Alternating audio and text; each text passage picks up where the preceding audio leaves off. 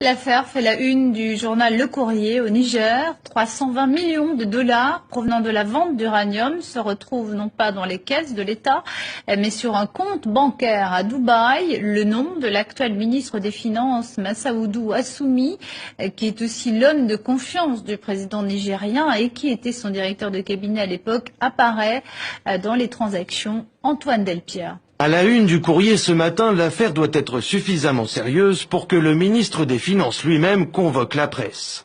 Ce que révèle l'enquête du journal est un système circulaire de vente d'uranium qui aurait permis l'évacuation vers des paradis fiscaux de millions d'euros de commissions et dont les bénéficiaires restent inconnus. Mais dans cette affaire, Massaoudou Assoumi semble être bien identifié. D'après les documents obtenus, sa signature se trouve bien au bas de deux documents diamétralement opposés.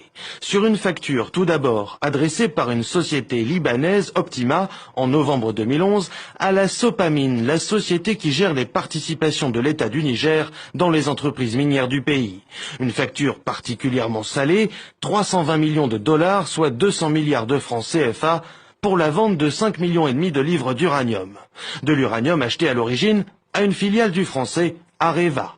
Problème, la signature de Massaoudou Assoumi se retrouve aussi sur cet ordre de virement de la Sopamine vers la société libanaise, daté du 12 décembre 2011, pour le même montant. Pourquoi serait-il donc à la fois l'acheteur et le vendeur ? Et pourquoi signerait-il à la place du directeur de la Sopamine, par exemple, ou du ministre des Mines? Réponse de l'intéressé, Areva ayant proposé au Niger de faire des bénéfices sur des opérations boursières, il avait pouvoir sur la Sopamine. Ça ne nous engage pas, on peut gagner de l'argent gratuitement.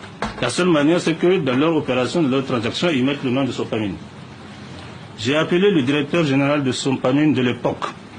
Je lui ai dit l'opération, voilà ce qu'on va gagner. Ce qu'on va gagner dedans, c'était 800 millions de francs CFA. Le Sopamine va gagner. Donc il a dit, ah oui, il a donné les pouvoirs pour rapidement signé au nom de Sopamine. Et la transaction a été faite. Une somme qui, d'après le ministre des Finances, aurait bien